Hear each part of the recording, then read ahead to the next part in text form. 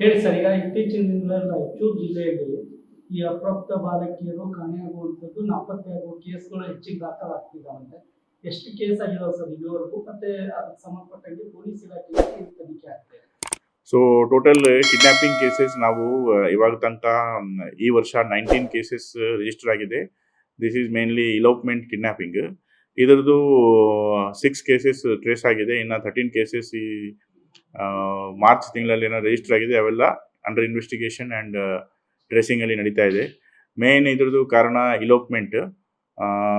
Main ಏನಾಗ್ತಾ ಇದೆ, ಇದು ಸ್ಕೂಲ್ಸ್ ಎಕ್ಸಾಮ್ಸ್ ಎಲ್ಲ ಮುಗಿದೋಗಿದೆ. SSLC PUC ಬೇರೆ ಎಲ್ಲ ಸ್ಟ್ಯಾಂಡರ್ಡ್ ಎಕ್ಸಾಮ್ಸು. ಸೊ ಕೆಲವರು ಇದು ಲವ್ ಕೇಸಸ್ ಆಗಿಬಿಟ್ಟು ಇಲೋಪ್ಮೆಂಟ್ ಆಗೋದು ಜಾಸ್ತಿ ಆಗಿದೆ. ಸೊ ಎಸ್ಪೆಷಲಿ ರಾಯಚೂರು ಸಿಟಿಯಲ್ಲಿ ಇವಾಗ ಟೋಟಲ್ ಅರೌಂಡ್ 4 ಕೇಸಸ್ ಪೆಂಡಿಂಗ್ ಇದೆ. ಮುದ್ಗಲಲ್ಲಿ 3 ಕೇಸಸ್ ಆ್ಯಂಡ್ ಲಿಂಗ್ಸೂರಲ್ಲಿ 2 cases which are registered recently these R.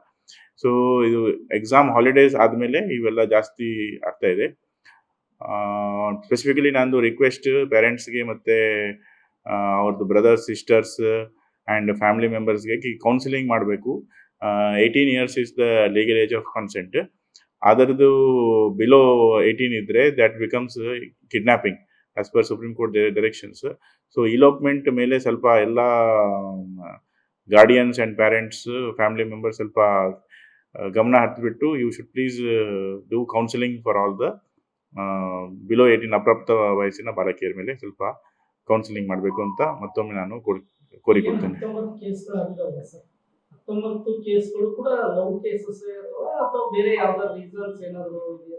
ಇವೆಲ್ಲ ಲವ್ ಕೇಸಸ್ ಟೈಪ್ ಇಲೋಪ್ಮೆಂಟ್ ಆಗಿರೋದು. So these are all 19 cases registered throughout Raichur district.